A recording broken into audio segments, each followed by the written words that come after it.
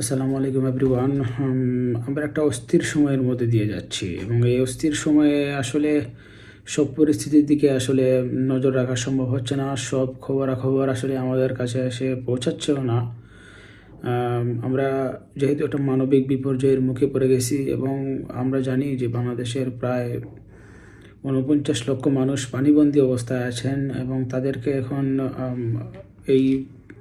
দুর্দশা থেকে রক্ষা করাটাই হচ্ছে আমাদের এখন মুখ্য কাজ। এবং আপনারা যারা আসলে মানে খোঁজখবর রাখছেন তারা আসলে জানেন যে বাংলাদেশে জাতিসংঘ তদন্ত প্রতিনিধি দল তারা এখন ঢাকায় আছে এবং তারা গত জুলাই থেকে আগস্ট মাসে বাংলাদেশে যে নারকীয় পৈশাচিক নিন্দনীয় বর্বর জঘন্যতম হত্যাকাণ্ড ঘটানো হয়েছিল সেই ঘটনার তদন্ত করতে তারা এখন ঢাকায় আছে এবং তারা একটা ফর্মালিটি হিসাবে সরকারের সঙ্গে একটা চুক্তি করবে এবং চুক্তির মাধ্যমে তারা আসলে এটি বলবে যে তাদের তদন্ত প্রতিবেদনে যা উঠে আসবে এবং তদন্ত প্রতিবেদন তারা সরকারের হাতে দিবে এবং তারা সরকারকে একটা সাজেশন দিবে যে আসলে কিভাবে বিচার প্রক্রিয়াটা হওয়া উচিত বা কিভাবে বিচারটা হবে। তো আমরাও আসলে এই তদন্ত প্রতিবেদনের জন্য অত্যন্ত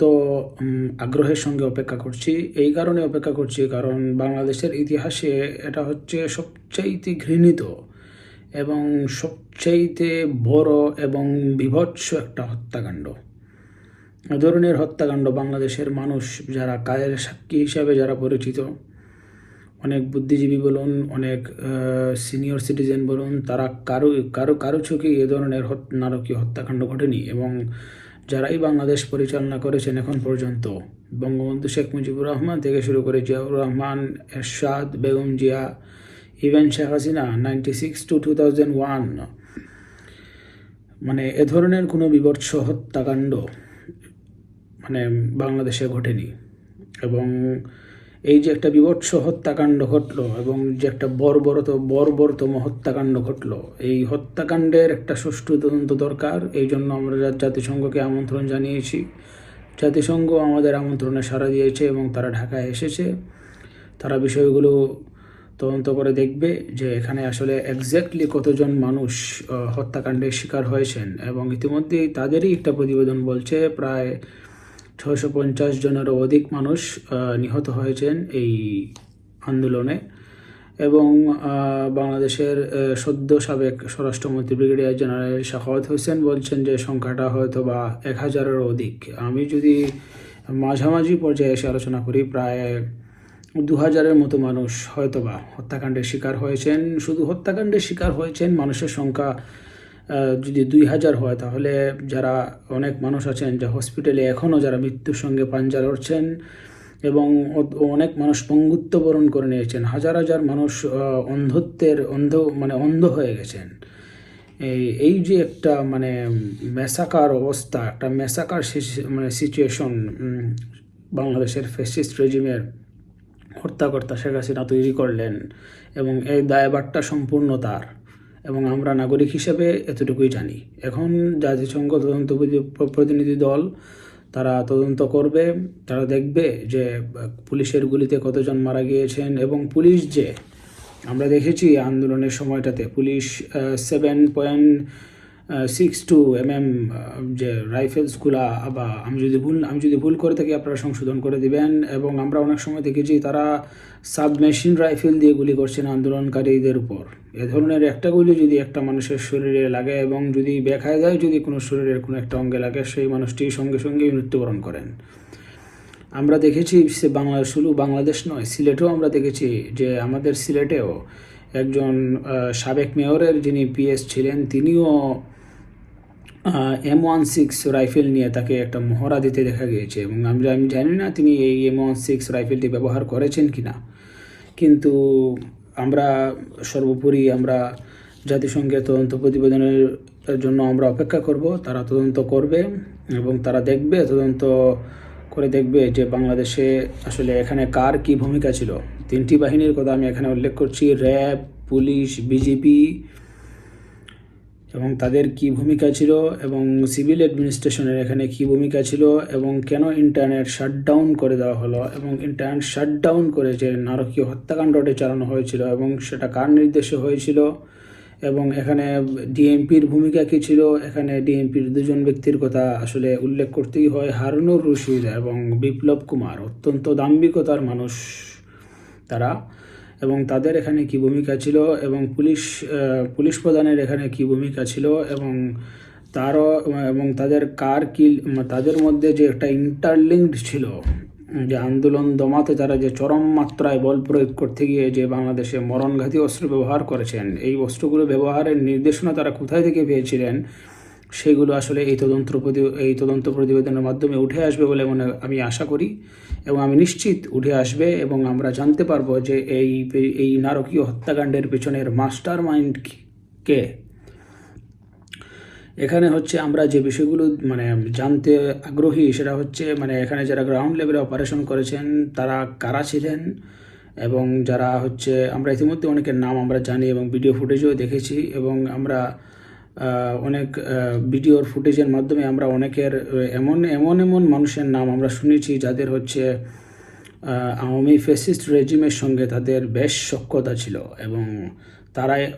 গ্রাউন্ড লেভেলে নেমে অপারেশন করেছেন এবং একদম সাবমেশিন রাইফেল নিয়ে মানুষের উপর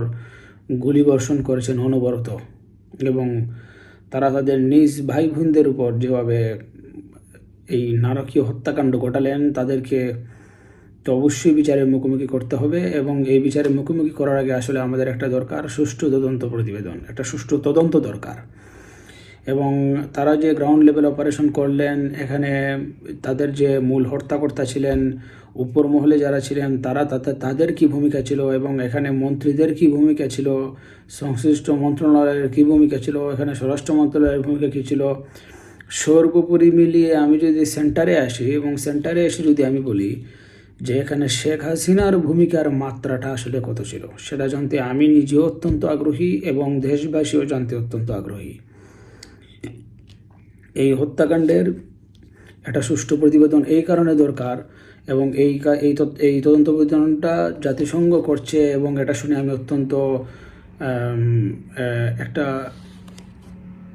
আশাবাদী যে এই তদন্ত প্রতিবেদন নিয়ে আসলে যাতে কোনো প্রশ্ন না ওঠে এবং এই তদন্ত প্রতিবেদনটা জাতিসংঘের অধীনে হচ্ছে এবং হওয়ার কারণে যাতে কেউ প্রশ্ন না তুলতে পারে যে এই তদন্ত প্রতিবেদনটা আসলে কারো দ্বারা প্রভাবিত বা কোনো রাজনৈতিক দল দ্বারা প্রভাবিত বা কোনো গোষ্ঠী দ্বারা বা কোনো স্বার্থান্বেষী মহল দ্বারা প্রভাবিত, যারা আসলে এই বিচারের মুখোমুখি হবেন তারা যাতে এই অভিযোগ না তুলতে পারেন এবং এই তদন্ত প্রতিবেদনের মাধ্যমে যাদেরই নাম উঠে আসবে এবং তাদের সবাইকে বিচারে কাঠগড়ায় দাঁড় করাতে হবে এবং যিনি মূল হত্যাকর্তা এই ফ্যাসিস্ট রেজিমের এই হত্যাকাণ্ডের যিনি মূল খলনায়িকা শেখ হাসিনা, তিনি ভারতে পালিয়ে আছেন এবং তিনি যদি পালিয়ে বাঁচতে পারেন তো বাঁচলেন, কিন্তু তিনি যে হত্যাকাণ্ড আমরা সাধারণ নাগরিক হিসেবে যেটা ধারণা করছি সাধারণ মানুষের মধ্যে যে কনসেপ্ট, এটা মূলত তারই কোল্ড মাইন্ডে তিনি এই নারকীয় হত্যাকাণ্ডের নির্দেশনাটা তার কাছ থেকে এসেছিল এবং তিনিই সেটি করিয়েছেন। যদিও মন্ত্রীরা বলছেন যে ভুলভাল বোঝানো হয়েছে, এটা তাদের হচ্ছে একটা পলিটিক্যাল রেটরিক কথাবার্তা। এই ধরনের কথাবার্তা আমরা 15 বছর ধরে শুনতে আমাদের কান ঝালাফালা হয়ে গেছে। তো তিনি ইতিহাসের পাতায় আসলে অত্যন্ত কলঙ্কজনকভাবে, তার নামটা অত্যন্ত কলঙ্কজনকভাবে, আমি আবার বলছি অত্যন্ত কলঙ্কজনকভাবে লেখা থাকবে বাংলাদেশের ইতিহাসে। যারা এই পর্যন্ত যারা রাষ্ট্র পরিচালনা করেছেন, বঙ্গবন্ধু শেখ মুজিবুর রহমান থেকে শুরু করে শহীদ president Ziaur Rahman, president Ershad, Begum Zia 96 to 2001, Sheikh Hasina, even again furthermore Begum Zia, এরকম নারকীয় হত্যাকাণ্ড আসলে কেউ চালায়নি এবং এটা স্বাধীন বাংলাদেশের ইতিহাসে প্রথম একটা নারকীয় হত্যাকাণ্ড, যা আসলে 25শে মার্চ রাতের সাথে যারা অনেকেই 25শে মার্চ রাতের সাথে তুলনা করছেন। এবং আমি বলবো যে এই হত্যাকাণ্ড, এই যে বিভৎস হত্যাকাণ্ড ঘটলো, এটার তদন্ত যখন জাতিসংঘ করছেই আমরা আশাবাদী যে তাদের আমরা যাদেরকে আপাত দৃষ্টিতে বাইরে থেকে সন্দেহ করছি তাদের সবার নাম উঠে আসবে এবং তাদের সবাইকে বিচারের কাঠগড়ায় দাঁড়াতে হবে। এবং এটার দ্বারা আমি চাই তদন্তটা অত্যন্ত স্বচ্ছ হোক, অত্যন্ত নিরপেক্ষ হোক, খুব ফেয়ার এবং ট্রান্সপারেন্স একটা তদন্ত হোক, যাতে হচ্ছে কেউ প্রশ্ন না তুলতে পারে। আর দ্বিতীয়ত, তাদের সবাইকে বিচারের মুখোমুখি দাঁড় করাতে হবে এবং তাদের শাস্তি নিশ্চিত করতে হবে, এই কারণে যেটা একটা দৃষ্টান্ত হিসাবে এবং একটা নজির হিসাবে থাকুক, যাতে ভবিষ্যতে যদি কেউ বাংলাদেশে এরকম নারকীয় হত্যাকাণ্ড ঘটাতে চায়, তাহলে তারা একবার হলেও এই দিকটির কথা একবার বিবেচনা করবে এবং এই বিচারের মাধ্যমে বিশ্ববাসী জানতে পারবে যে বাংলাদেশ গত 15 বছর একটা ফ্যাসিস্ট রেজিমের আন্ডারে কিভাবে বসবাস করছিল। এবং এর মাধ্যমে উঠে আসবে শেখ হাসিনার মূল চরিত্র, শেখ হাসিনা যে বাংলাদেশকে যেভাবে দমন পীড়ন করে তিনি যেভাবে শাসন করেছিলেন, এবং তিনি যেভাবে একতরফা তিনটি নির্বাচন করে এবং বিরোধী দলগুলোকে একদম পাত্তা না দিয়ে তিনি যেভাবে এক হাতে দেশ শাসন করেছিলেন, একটা চরম কর্তৃত্বপরায়ণ থেকে পরবর্তীতে ফ্যাসিস্ট হয়ে ওঠে বাংলাদেশের তিনি যে একটা কাজ করলেন, এই কাজের মাধ্যমে বিশ্ববাসী জানুক যে শেখ হাসিনা হিটলারের চাইতে কম কিছু নয়। এবং আমরা আসলে অনেক ভিডিও ফুটেজ দেখেছি যে কিভাবে মানুষদেরকে হত্যা করা হয়েছে, এবং আমি আসলে এই বিষয়ে বিস্তারিত কিছু বলবো না, কারণ এই সমস্ত ভিডিও ফুটেজ দেখার পরে আমাদের সবার মনের মধ্যে একটা রক্তক্ষরণ, হৃদয়ে একটা রক্তক্ষরণ হয়েছিল। তো তদন্ত প্রতিবেদনের মধ্যেই সবার নাম উঠে আসবে এবং আপনারা সবাই জানতে পারবেন, এবং এর একটা বিচার বাংলাদেশে হবে। এবং আমি আশা করি তারাও ন্যায় বিচার পাবেন এবং তারাও নিজেদেরকে ডিফেন্স করার সুযোগ পাবেন, এবং তারাও নিজেদেরকে রিয়েলাইজ করতে পারবেন যে তারা আসলে বাংলাদেশের যে কাজটি তারা করেছেন এবং বাংলাদেশের সমস্ত প্রতিষ্ঠানকে ধ্বংস করে দিয়ে, দলীয়করণ করে বাংলাদেশকে একদম ধ্বংসের মুখে দাঁড় করিয়ে দিয়ে তারা যে পালিয়ে গেলেন, এই পালিয়ে যাওয়ার যে পরিণতি বাংলাদেশের মানুষকে আগামী 10 থেকে 15 বছর যে ভোগ করতে হবে, সেই ভোগ করার দায়ভার দল হিসাবে আওয়ামী লীগকে নিতেই হবে। এবং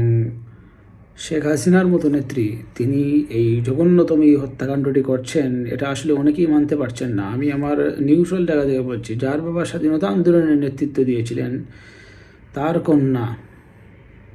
এইরকম একটি বিভৎস হত্যাকাণ্ডের খলনায়িকা হবেন, এটা আসলে চিন্তারও বাইরে ছিল। কিন্তু আসলে চিন্তার বাইরেও ছিল না, কারণ তিনি গত 15 বছর ধরে যেভাবে তিনি ক্রমাগত ফ্যাসিস্ট স্বৈরাচার ফ্যাসিস্ট বললেও তাকে অনেক সম্মান দেওয়া হয়ে যাবে, একটা মাফিয়া তন্ত্রের মাধ্যমে বাংলাদেশটাকে পরিচালনা করেছিলেন এবং একটা নেক্সাস তৈরি করেছিলেন। তার যে সাঙ্গপাঙ্গরা মিলে বাংলাদেশকে লুটে পুটে খেয়ে শেষ পর্যন্ত মানুষ হত্যাযজ্ঞে তারা নেমে উঠেছিলেন। এবং কতটুকু নরপিশাচ হলে তারা এই ধরনের হত্যাকাণ্ড করতে পারেন, তাদের পাপের ফল তারা ভোগ করবেন এবং তাদের বিচার বাংলার মাটিতে নিশ্চিত হবে। এবং যারা দেশে আছেন তাদের সবাইকে গ্রেফতার করে বিচারের মুখোমুখি করা হবে। এবং শেখ হাসিনা যদি মনে করেন যে তিনি পালিয়ে গিয়ে বাঁচতে পারবেন, যদি তিনি বেঁচেও যান, বাংলাদেশের মানুষ তাকে অত্যন্ত ঘৃণার সঙ্গে স্মরণ করবে। এমনকি যারা আওয়ামী লীগ করে, আমি ইতিমধ্যে অনেক আওয়ামী লীগ নেতাদের সঙ্গে যোগাযোগ করেছি এবং যারা অনেক পোস্টের নেতা ছিলেন, তারাও পর্যন্ত বলছেন যে তিনি চলে গেলেন, পালিয়ে গেলেন এবং আমাদেরকে নিঃস্ব করে দিয়ে গেলেন। আমি আশা রাখবো যে তদন্ত অত্যন্ত স্বচ্ছ হবে এবং এই তদন্তের ভিত্তিতেই বাংলাদেশে বিচার হবে এবং এই তদন্তের মাধ্যমে বিশ্ববাসী জানবে যে বাংলাদেশে কীরকম একটা নারকীয় হত্যাকাণ্ড ঘটানো হয়েছিল অত্যন্ত ঠান্ডা মাথায়। ধন্যবাদ সবাইকে।